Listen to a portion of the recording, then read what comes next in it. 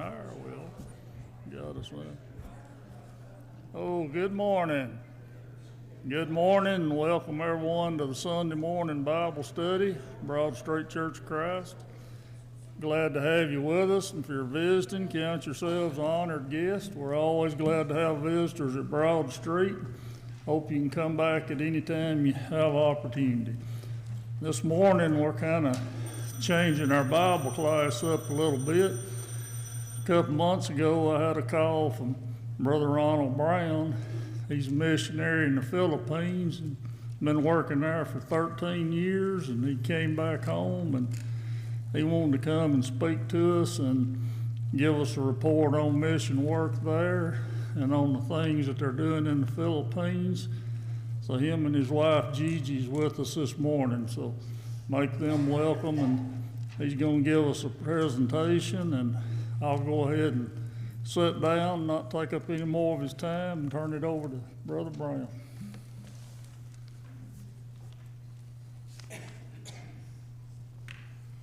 Good morning, everyone. My wife and I just arrived from the Philippines on Thursday, so we're still recovering a little bit. It's a 30-plus hour trip, but we're very happy to be here with you this morning. So we are Philippine Mission. Our incorporation name in the Philippines is Casa Esperanza Angels. Casa being house or home, Esperanza is hope. House, hope of angels, angels being the children we have at our orphanage facility. We're also incorporated here in the U.S. under the name of Philippine Mission. So we're legal in both countries. Here in the U.S. we are a 501c3 organization. You can see our logo there with both our names. So we are located on the island of Negros. Negros is about 350 miles south of Manila, the capital. This image of the island there is only half of the island. It's divided into two provinces. This is Negros Oriental, and about 1/3 of the way up the coast there, you can see that there's a little square box with Tanjay City. It is pronounced Tanjay. It is a city of about 80,000 people. Our mission is to seek and save the lost through two avenues: the residential care and teaching of orphaned, abandoned, abused, and neglected children, and outreach to the community there around us in Tanjay City. So in 2016, we purchased a 2-hectare property that is 4.94 acres. It was all sugarcane. The palm trees you see there in the picture are not on the property. There was not a single tree on the property. Those are actually on the back property line. So we harvested the sugarcane and began construction of our facility. You can see the beginnings of the gate there in the photo. In this aerial photo of 2017, you can see that about half of the enclosure wall is complete, and we're beginning construction of the first children's home about 2/3 of the way down on the property there. This Google Earth image from 2023, starting from the right of the photo, we have our guardhouse at the entrance, a tent, which has been our temporary multi-purpose structure for quite a while now. Our CEA Learning Center is almost complete. I'll show you some updated photos of that in a few moments. We have our playground, of course, because children love to play. We have 2 of our 4 proposed children's homes complete and functional. We have our laundry house, our director's living quarters, and we have a large section dedicated to our food forest and gardens. But we'll get to all those good things. So for many years, the road leading to our facility has been very, very rough, and after storms and other times, the road is almost impassable. We've been working on that road year after year to make it accessible to our facility, and we're lucky this last year the government actually completed the road and concreted the road, so we have a concrete road from the highway to our facility. A great blessing for us after many years of a very rough road. So let's look at our children's homes. So the home for our boys was completed in late 2018. We call it House of Hope. The girls' house was completed in 2020. We call it House of Faith. The House of Hope boys' house has a maximum capacity of 16 boys, and the House of Faith girls' house is the exact same size, but it has a different floor plan. It will house a maximum of 24 girls. The House of Faith Girls House was financed by my father's organization, Save Asian Souls. Save Asian Souls recruits girls ages 12 to 20 to help prevent them as being victims of human trafficking. Save Asian Souls operates in Thailand, Laos, Nepal, and Philippines, the house that we have there on our property. They teach the girls various trades, especially sewing, so that they have something that they can do for a livelihood, and they're less likely to be recruited by human traffickers. You can also see the girls here doing some gardening, self-sustaining to provide food for themselves. So back to the Philippines. In our girls' house and a boys' house alike, our model is kind of set up like a family unit. So they have house mothers that care for them. The house mothers do everything, of course, you would do for your own children. They feed them, they clothe them, take care of those that are sick, help them with their homework and schoolwork, those kinds of things. They eat meals together as a family unit. So instead of being like an institutional where it's in one big building, they have separate houses so they can function more like a family. If our girls are eating breakfast, of course our boys are also eating breakfast in their home with their house mother. Of course, kids love to play, so right now our playground consists of a half-court basketball court one way, full court volleyball and badminton in the opposite direction. And although they only really get to play on the weekends because they're in school all week, they really enjoy their time on the playground. I'd like to show you some of our children and tell you about them. We accept children from the ages of 3 to 14 into the facility. As long as they do well, we keep them all the way through college or a vocational school, whatever they choose to pursue, in hopes that once they finish that, they can be self-sufficient. We take in children from a very wide range of situations. We take children that are abandoned. It's very common in the Philippines for parents to have to move away from their hometown to seek work. Some are overseas. There are thousands, if not hundreds of thousands of Filipinos working all over the world because jobs in the Philippines are quite limited. So parents often leave their hometown to seek work, and unfortunately, many of them never return. They start families at their new place, and they leave children behind, often with grandparents, aunts, uncles, those kinds of things. So we take in children that fall into this abandoned category. We take children that are neglected. Let's just face it, not all parents are good parents. Some of the children are neglected. Their parents do not care for them properly. We take children from those situations. We also do take children from abusive situations, whether it's mental, physical, or sexual. We take children that are in that kind of situation in life. We take children from extreme poverty. It's very common in the Philippines for the poverty-stricken people to have many children, more than they can handle. So we will take a child that is in extreme poverty situation so that we can help them. And we take children that are in high-risk situations. A high-risk situation might be a family that's involved in drugs, or a girl that is in a bad situation, may be in a position of incest or rape with the family. So we take all kinds of children from various different situations. We have at the current time, we have 17 girls in our girls' home. 11 of those are sponsored through Save Asian Souls. They have sponsors for those girls. And we have 9 boys at current time in our boys' home. So we have a total of 26 children. That's a group photo of all the children there. So we have 17 children in elementary school. Imagine getting them all up in the morning, dressed and fed and off to school. And as if that's not enough, we have 9 high school students at our facility as well. So many of our children cannot even barely read and write when they come to our facility. Many of them have missed many years of school because their parents did not send them to school.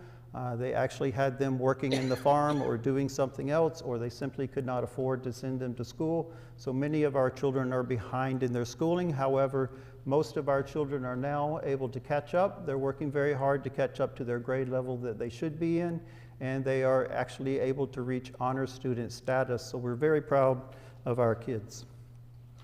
So shelter activities, we do a lot of different things when the kids are not in school, when they have their summer break, their Christmas break, and those kinds of things.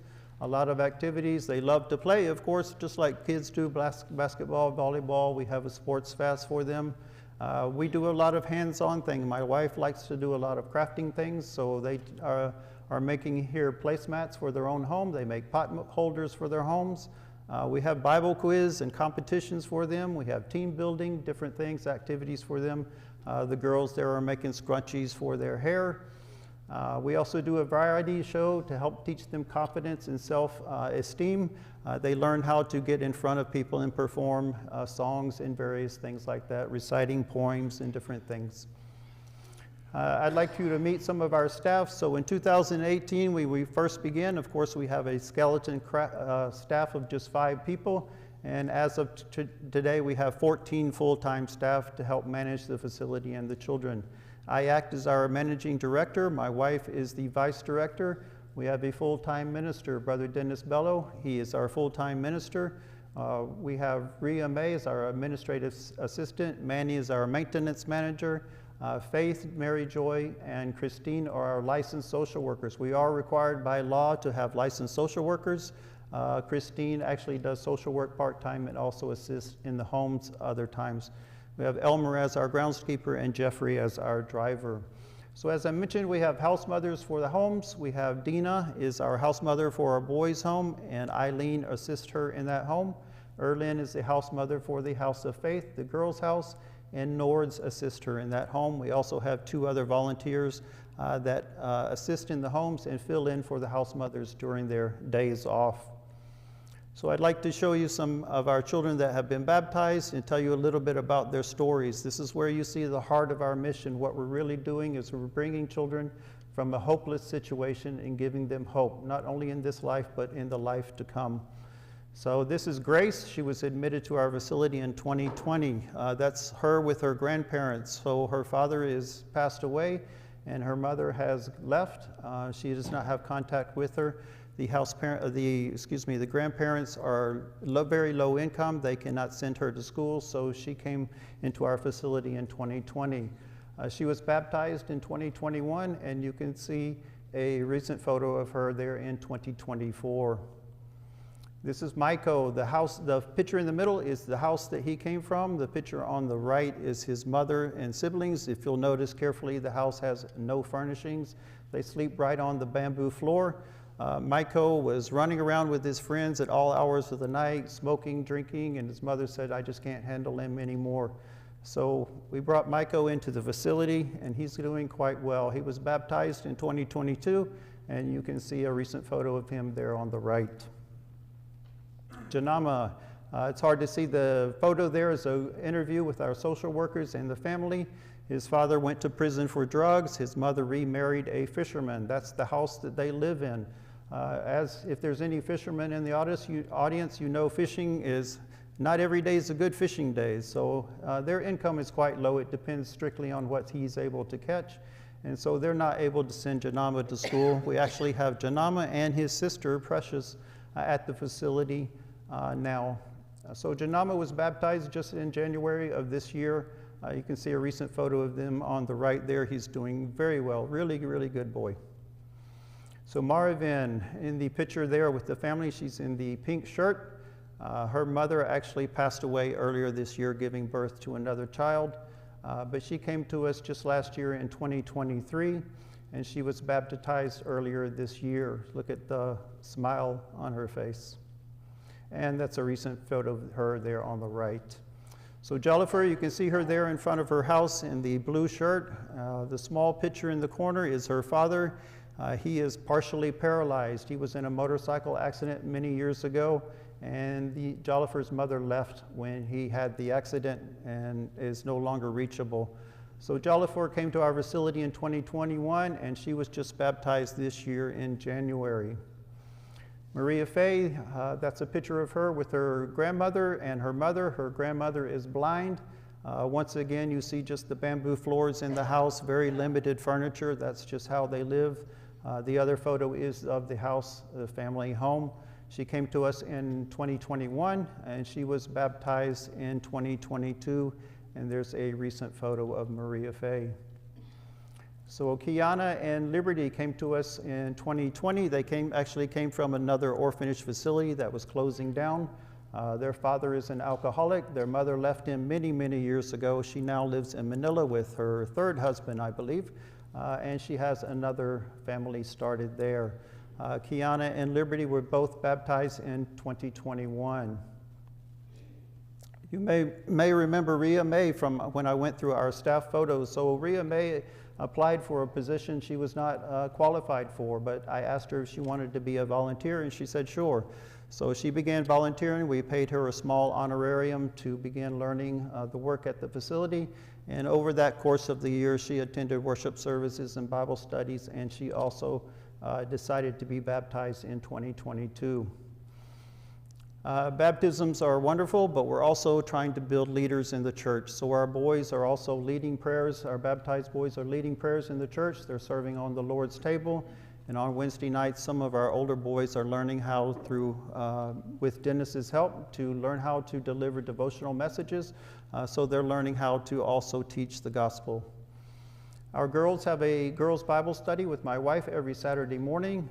She teaches them how to be a Christian woman, modesty, the woman's role in the church and the home, those things that are important for girls to learn. We also do song practice every Saturday morning with all our children.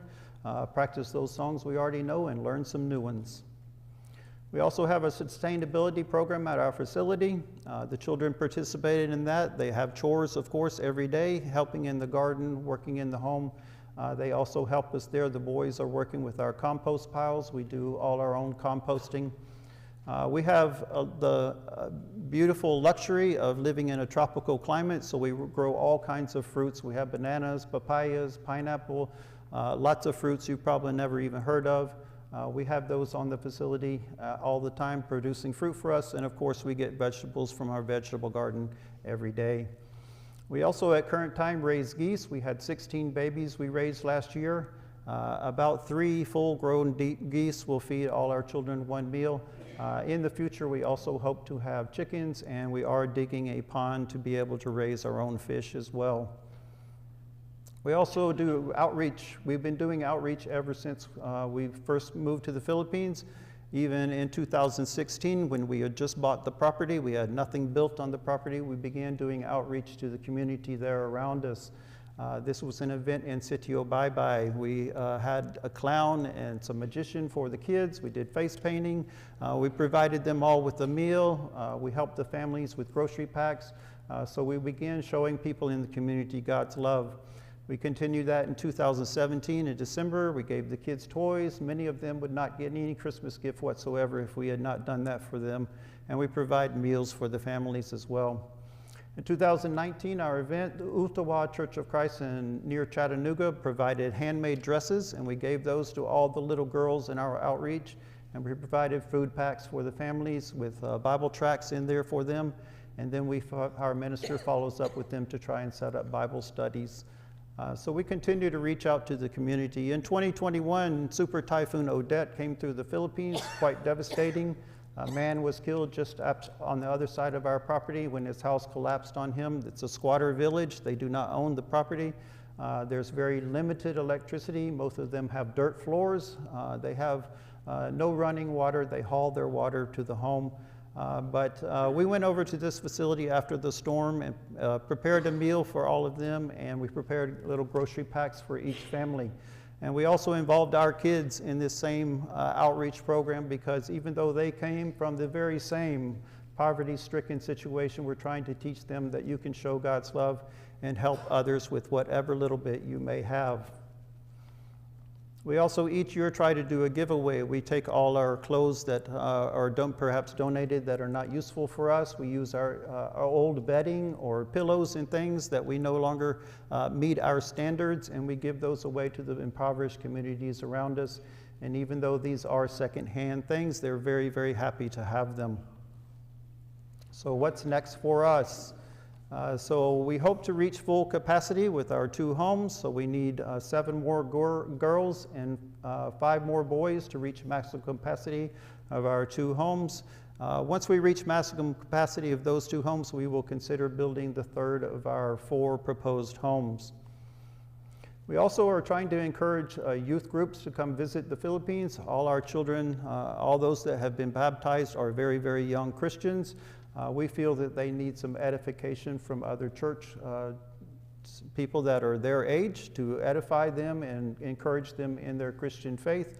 Once they go to school, they do go to public schools, they're just bombarded with all kinds of outside influences from the world. We would like them to have some kind of camaraderie with other Christians that are their age. Hopefully some youth groups will be interested in visiting the Philippines in the years to come. We're also searching for a missionary couple to help us in this work. I will be 60 years old this year, and I do not plan to retire anytime soon, but we will not be alive forever. We will hope to find a couple that can come in, begin learning the work, and follow in our footsteps to keep this going. Everything of the foundation is in the foundation name. Nothing is in my wife or our name, not the land, not the vehicles. Nothing is in our name. Everything is in the foundation name. So as long as the churches of Christ continue to support the mission, it can continue without us. It's set up deliberately that way. We also hope to soon finish our CEA Learning Center that I mentioned earlier. This is the architectural rendering of that building. I took some photos just before we left. This is the front view of the building. This is the rear view of the building. So inside this building, we have a very large multi-purpose room. So we've been using the tent for many years for our multi-purpose, for worship services, Bible studies, everything. So we have a very new multi-purpose room we can use for all those things. We also do monthly birthday parties for the kids, whoever has a birthday party that month. And we do a lot of our functions in a multi-purpose space, and so this room will be a real huge blessing for us. We also hope to have our first vacation Bible school this year, where we'll also invite in kids from the community. We also will have a computer lab and library in this facility. Our kids are always needing to do school research, so we will have computers so that they can keep up with their schoolwork in this facility as well. We also have a clinic, so it is required by the government that we have a clinic. So we'll have a clinic with isolation rooms for boys and girls. Should we have any child with a contagious illness, we can separate them out from the home for a few days. So if you can imagine a house of 15, 20 kids, if one gets sick, they all get sick. So we can isolate a couple of kids that have a contagious illness for a few days till they're no longer contagious and return them to the home. We also will have our licensed social workers permanent office in this new building. So we still need a lot of things to finish this building. It is getting very, very close, but we still need furnishings. We need chairs, and for our clinic, we need medication. We need other supplies for the clinic. We also need to finish the railings on the outside for the PWD ramps and the steps and those kinds of things. We still need shelving for the storage area and the library for the books. So we still need some things to finish this building. So we're hoping for some help with that. How else can you help? So we ask for sponsors. All our children have sponsors. We ask for $35 a month to sponsor a child. That's only $420 a year. It's really a very small price to pay to bring a child out of poverty. Give them a hope of life and a hope of this life after this one in eternal life. Teach them God's word. Many of them would never hear the word of God without bringing them to our facility. The Philippines is over 80% Catholic, and they are quite resistant to really studying and learning the Bible, most of the older people. So we're finding inroads with the children because they're able to listen, they're willing to study the Bible, and they are seeing that there is a correct and truth path through the Bible. So for $420 a year, $35 a month, you can sponsor a child at our facility. This is a pedicab. It's a motorcycle with a glorified sidecar. This is a very common transportation in the Philippines. You'll see these in all the small cities. Our first house father that worked for us owned one of these. When we had just a few kids, he would transport the kids to school in this pedicab. But of course, we got too many kids after that for that, and we were lucky that a donor in Louisiana donated enough for us to buy a van to take the kids to school every day. However, a van is now too small for 26 kids. So we're seeking funds to hopefully buy a minibus. It is $60,000 US. We do have some contributions toward that already, but we do not have the purchase price. But we're hoping to get a van that can seat at least 30 children, so ease some of our transportation problems. You may say, well, sir, that's great, but I cannot help you financially, but each and every one of you can pray for us. You can pray for our staff, you can pray for our children in their Christian walk, you can pray for just the mission in general, reaching out to the community. Perhaps you know someone, you could spread the word to someone else that may be interested in helping our mission or learning more about what we do. Of course, we love monthly donations. That helps us give an idea of how much money is coming in. We can budget easier. We do accept, of course, one-time donations, and money goes a long ways in the Philippines. So for instance, our construction workers that are working 8 hours a day in the brutal sun, they work for about $5 a day, not per hour, a day. And they are able to sustain their families with that small amount of money. So a very small amount of money goes a very long ways in the Philippines. So you may say, I can't give you much, sir, but any little bit will help. We would appreciate that very much. Something a lot of people don't want to talk about is leaving this earth, but you may want to put something in your will as a legacy donation. So when you pass, you have left something that's a wonderful way to be remembered as a legacy. We also do accept stocks. We have a donor in Tennessee that has given us over $100,000 in stocks. They continue to earn money for us. That is another way you can contribute to our cause. So I don't know if you noticed as you came in out in the foyer, my wife has set up a display board. We'd love for you to have a look at that display board if you haven't already. There are some brochures out there. Our brochure is out there. You can pick one of those up. There's also brochures for Save Asian Souls. That's my father's foundation. If you'd like to pick up one of those. Also, there's a sign-up sheet there. So we send out a monthly newsletter. If you would like to keep up with us by newsletter, you can sign up for a newsletter. We'll email that to you every week. You can also sign up on that sheet to sponsor a child. Just fill in all your information and check the box for what you'd like to do. And we'll get back in touch with you with some possible children that you can sponsor. You can always follow us on our website, www.Casa Esperanza of Angels, one big word. And we do have a Facebook page. Lucky for you, you do not have to remember all this. I can barely remember it myself, because if you pick up a brochure in the foyer, on the back of the brochure is all this information. And of course, you can always contact me personally at rbrown406@hotmail.com. So we're very thankful that we have this opportunity to share with you about what we're doing. And I see that I have just a few minutes. So what I would love to do, if anyone has any questions, I would love to field any questions. So it's really hard to get all the information in one presentation. So this is a perfect time for you to ask if you have any other questions about the mission, about us personally. We'll be happy to answer your questions. Anyone have any questions? Yes. They are taught English in school. So most of our children speak actually 3 languages. So Tagalog is the national language. There are many dialects all throughout the Philippines, hundreds, I believe, hundreds of dialects. In our area, they speak Cebuano or Visayan. So they speak Visayan, they speak Tagalog, which is the national language, and they also speak English. So they're learning English, but they can speak some broken English. So most of our kids know 3 languages. Yes, ma'am. Once your older students and children start to age out of the homes, how are you helping to acclimate them to life after being in the home? So our oldest child right now is 17, and he'll be going to college next year. So he'll be getting out on his own. He'll be traveling to school every day on his own. There are many universities around in the area, so he can begin learning that. The DSWD, which is the Department of Social Welfare and Development in the government that oversees our facility, they like to have what's called independent living, where a child lives separately and is monitored. We don't have that set up just yet. So this will be our first testing the waters to see how we can acclimate them to the world.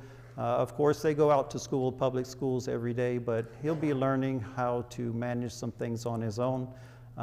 So hopefully during those years of college we can still supervise them, begin teaching them, and see how they handle responsibility and having some independence. And hopefully by the time they're finished with college or vocational school or whatever they plan to do, they'll be ready to either return to their family, because most of them have family. Orphans or true orphans are quite rare. Most of our children have an aunt, an uncle, a grandparent, somebody hopefully they can be independent, find a job, and help support their family. Any other questions? So we are a registered and licensed facility, and we are overseen by the government there. They have very strict regulations, but as long as we follow those regulations, the government is very happy for us to be there. Yes, sir. Do you have any security problems? Our only security problems were at the very beginning of our construction. Before we had the enclosure wall, we had guys coming in at night to try and steal the copper wire. But we have a guard from 6 p.m. to 6 a.m. now that helps us manage the security problems. We have not had any security problems in many years now, but we are vigilant. Do the children ever get adopted out? We don't do adoptions at our facility because, like I say, most of them still have family in the Philippines. We don't really want to break those ties. Because they still have family there, and I can't guarantee what the adopted family, how they're going to care for them, but I can guarantee how I will care for them. What colleges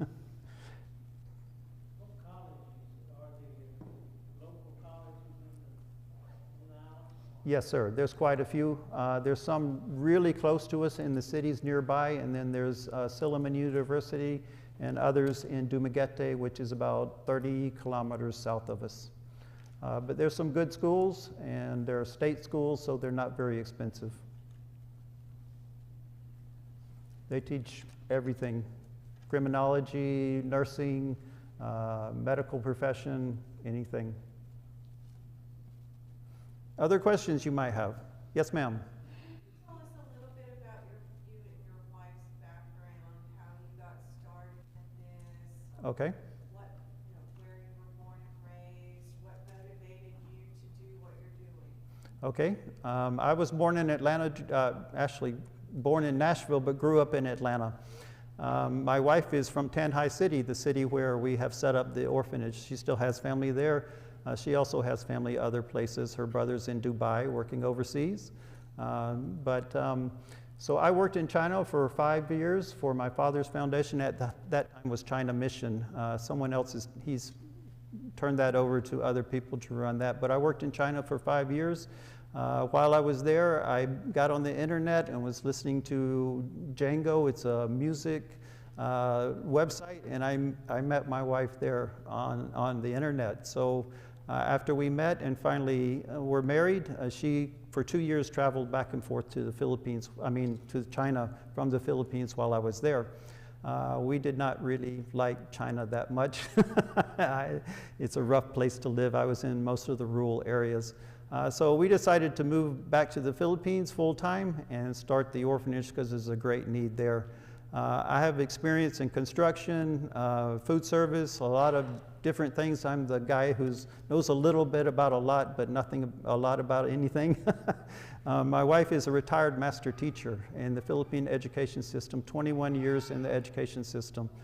So together we work really well. She's really great with tutoring the children, helping manage the children. I'm more of a manager kind of guy. So that's, what other questions did I miss? No, you hit them all. Okay, thank you. Any other questions this morning? We have just a few more minutes. Yes, sir. When you have groups come down, do they stay there on the campus or they stay away from campus? So far we have not had very many visitors, but we would like to have some visitors. For now we have to stay off-site. We are building we're hoping to build next some visitor housing so that they can stay on the property. But as of now, it would be off-site, but there's some small hotels in town, and it's safe. I've never felt threatened or scared in the Philippines. Of course, if you associate with the wrong people, you're in the wrong place, but otherwise, it's safe in the Philippines.